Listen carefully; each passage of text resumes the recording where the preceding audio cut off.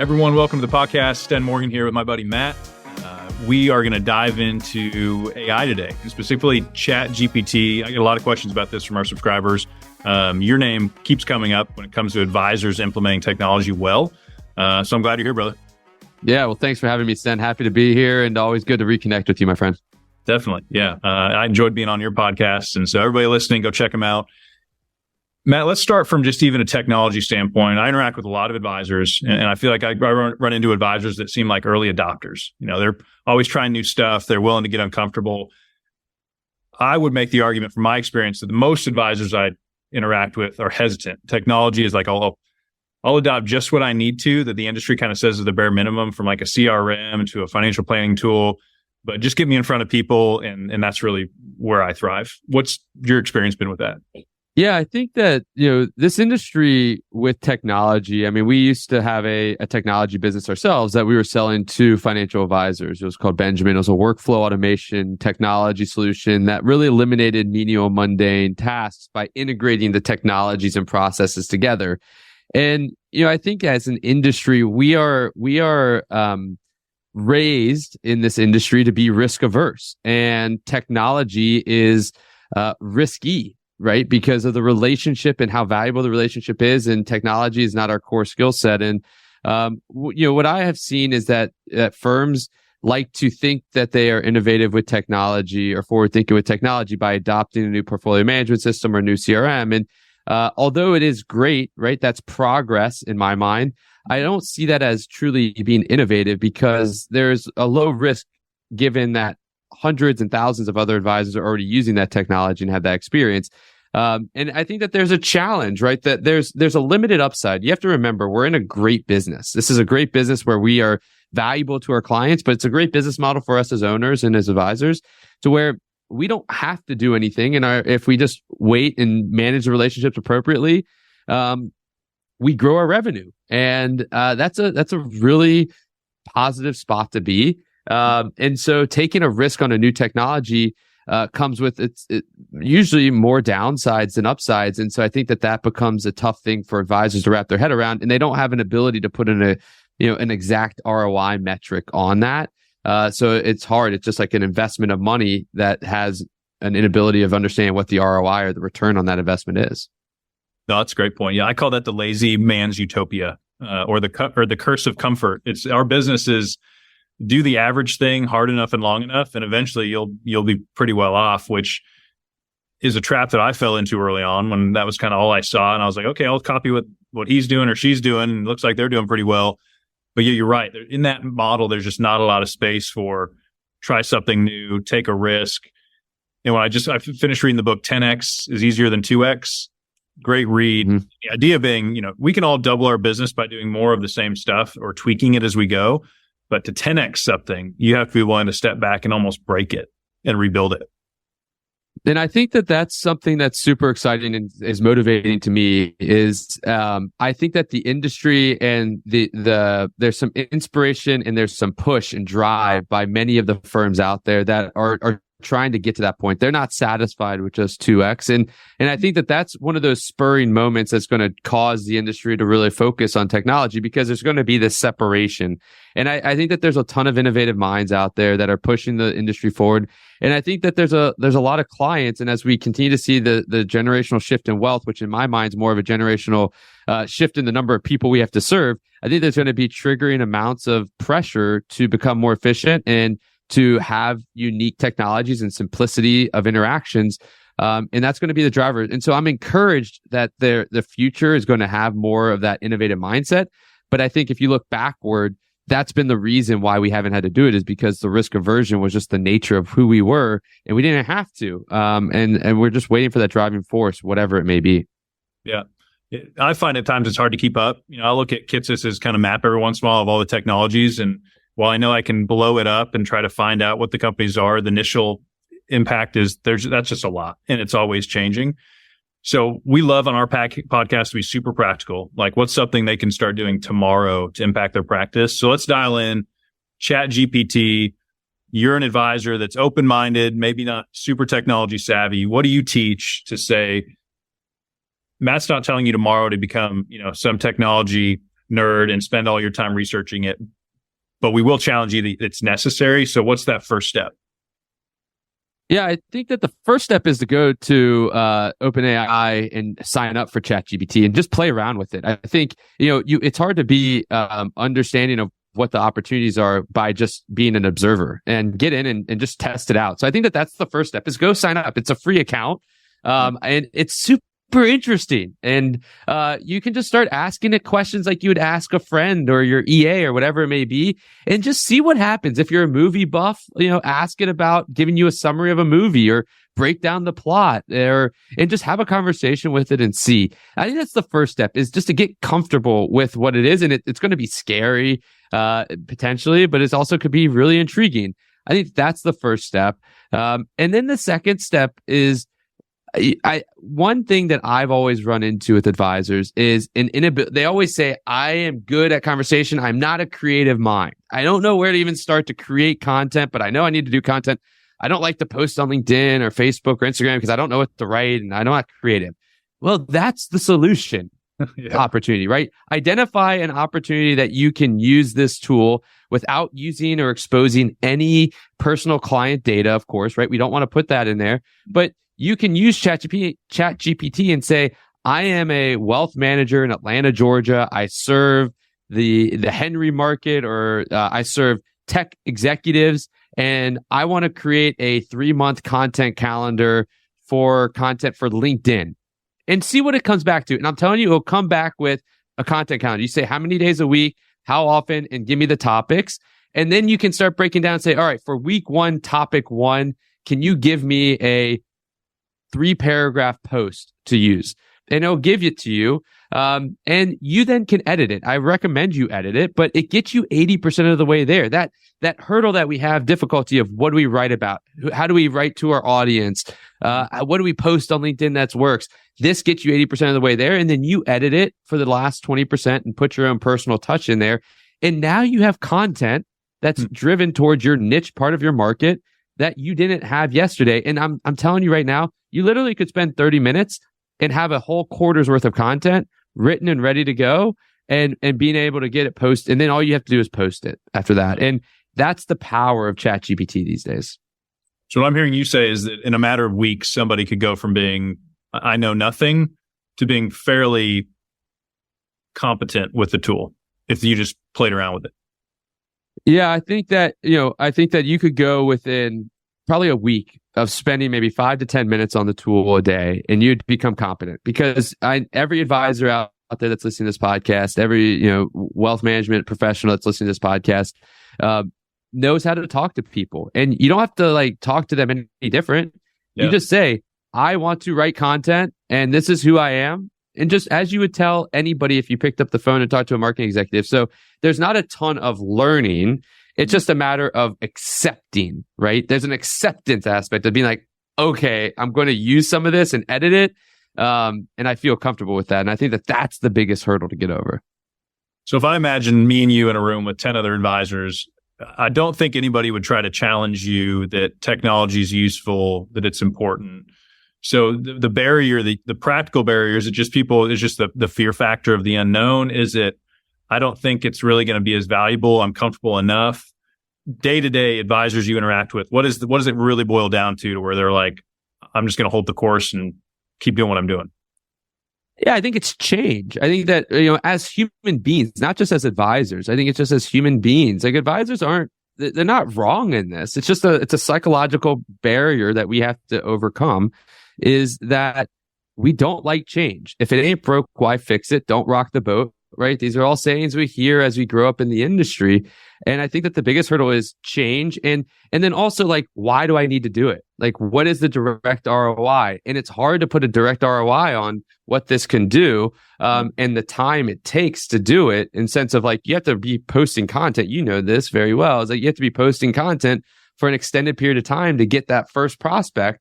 And so advisors don't see that ROI, and then you fall on your laurels of what you know. And it's I grow my business this way. It works. So I don't need to do that. And so I'm comfortable in this range, and I know this range, and I'm going to stay in that range as opposed to experience a change that feels uncomfortable. No, it's great. Yeah. I look back to the things that have become the most meaningful contributors to my businesses. And they're things, podcasts, books. They weren't like, I did this thing in a week or two. Like it was almost, I'm committing to this because I believe in it. And I know long-term there's going to be a return of some kind. But I think as for our listeners, if you're saying, I want to impact more people, I know I can create connection through quality content, that hoping to bump into people on the streets randomly is probably not the best way to grow a business. You need something. And so if you're creating good, consistent content, that's one thing. If you want to write a book, if you want to teach a workshop, like the more I get around and I see successful advisors, it feels like content creation is this common theme. Like you almost can't avoid it unless you want to kind of hold up in your office and just hope your business grows on its own, that content is part of all of that. Yeah, I think that you have to be building a story that resonates with your target market, right? And in a digital world that we're in, and why technology is more important than ever before, and tomorrow it's going to be more important than it is today, is because this is how people find us. They don't find us through the yellow pages anymore. Yes, referrals are still a major driver for advisors' book of business. But if you can provide content that's valuable to your clients that they can share with referrals, it's a different way of communication medium for them to get to know you. And this is the barriers to marketing have been lowered because of innovation within technology. And now you have the ability to share your story and who you are. And that is what is the moat where technology will never take over, is the personal relationship and the connection that they have with you. And content allows for you to expose that to more people. And now you have tools to help you get ideation or ideas on what to write. And then you can put your personal touch in there. And now people can find a way to find that one little thing to hook on to that they can relate to you, that has them wanting to talk with you. And content creation is the name of the game. And then the next question really goes is, well, isn't it just going to become saturated if everybody's doing content and it's all being generated by ChatGPT? And I say, maybe, but there's 1,000 articles written about doing a Roth conversion, and all of them are different because you can put in your own unique perspective and your own unique, tone and your writing structure or whatever it may be that makes it different and allows someone to resonate with Stens better than Matt's or whatever it may be. And that's where the secret sauce is. We're all selling the same investment type of stuff, right? We all have the same products, the same investments to choose from. What separates advisors is the personalities and the relationships. And that's the same thing in content. If you can make it your own, but get the ideation generation from technology. Yeah, I'll throw out a little warning from personal experience. Whenever I've done marketing or content creation and it was more of like, hey, let's spin up something, but I wasn't fully committed. And for me, a lot of times that means I have somebody that's in charge of it outside of me. So play with ChatGPT. We'll dive a little deeper into that here in a minute. But in my experience, unless you say we are committing to this marketing vertical, whatever it is, and we're going to stick with it and have reasonable expectations on when a return is going to come.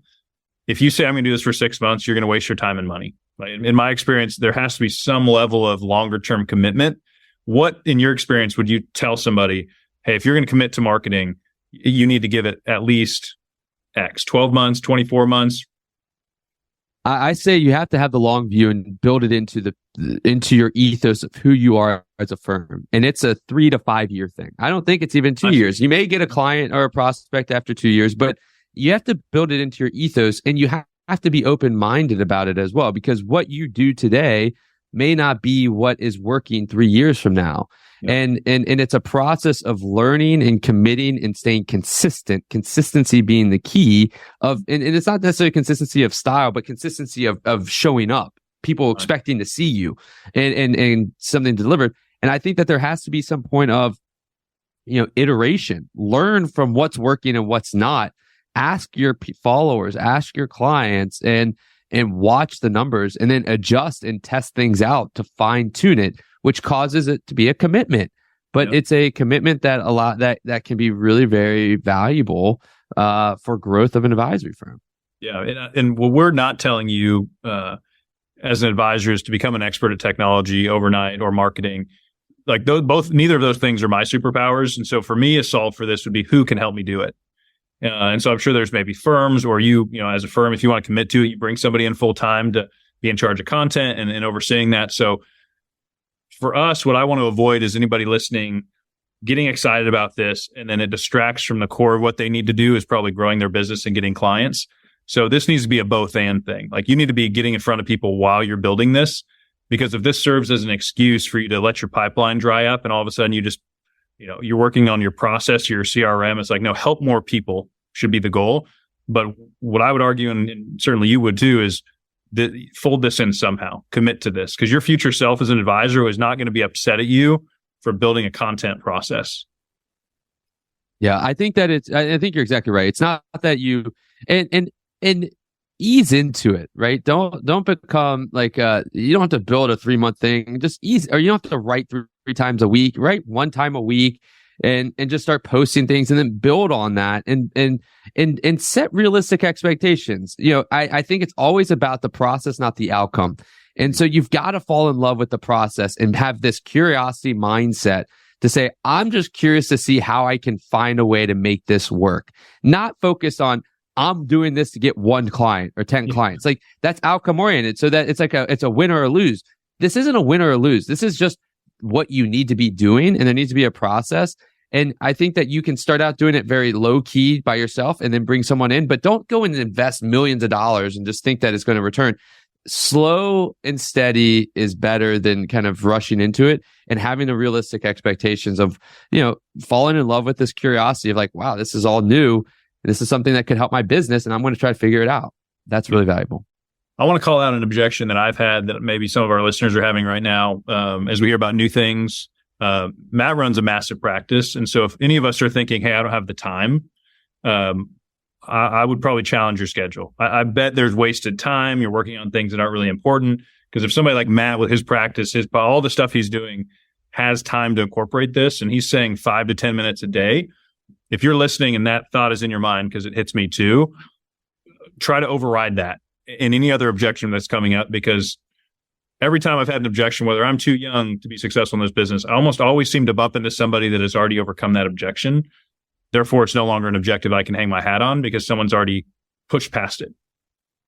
Yeah, I think that it's a valid objection. Like, I get that. I feel that in a lot of things. Like, I don't have enough time. I can't do a 60-minute workout. I have to do a 30-minute workout but if I have a goal to become healthier, then I find a way. The beauty of humans is that we are able to adapt. And when we set our mind to something, we adapt to what's needed to get there.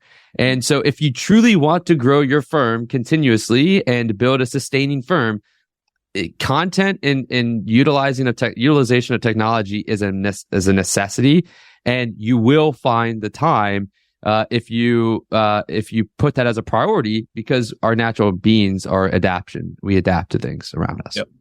Yeah, I think one thing that, and this is where we've kind of played around with it internally, is using it for a client newsletter, some more internal content. You don't have to go out to the community, go on social if that feels intimidating, but the tool can help you tomorrow. Like Matt said, overcome that initial, you're sitting in your office, you're like, man, that's a big project. I'm going to start from scratch writing this content. No, it'll write 80% of it for you. And then you become the editor or the tweaker of it. So maybe use it in-house first where it feels safer, and then you can venture outside with that tool.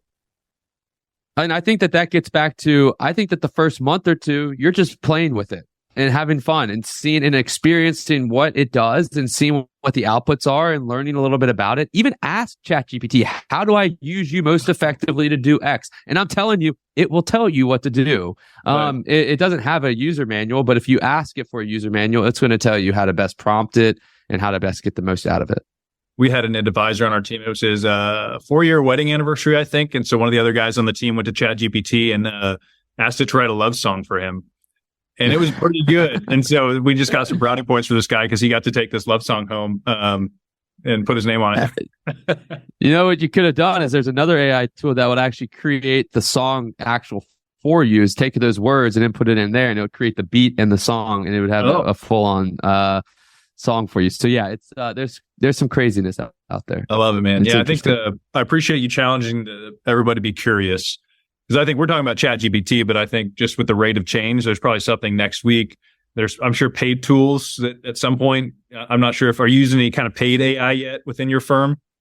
So we are. I mean, I use the GPT-4, which is a paid version of ChatGPT. So they do have a paid version. I'm using that. I've used the Mid-Journey as a paid tool, which allows us to create imagery. So I can tell it to create me an image of X, Y, and Z, and it creates an image there. And then I use a tool called Cast Magic, which is a paid tool, castmagic.io.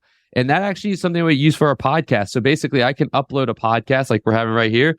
And within 3 minutes, I have the show notes with timestamps, and I have a email newsletter. I have multiple versions of that. I have multiple versions of LinkedIn and tweets.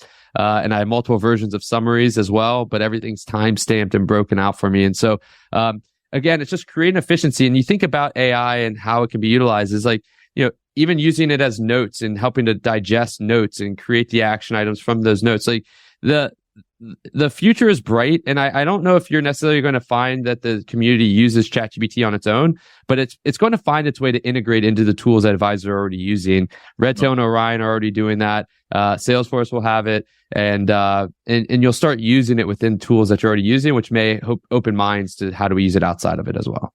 Nice, man. Yeah, I think it's coming. I don't think anybody's going to argue that. So the question is similar to the content we teach on: do advisors value their time, and are they willing to charge for it outside of selling a product?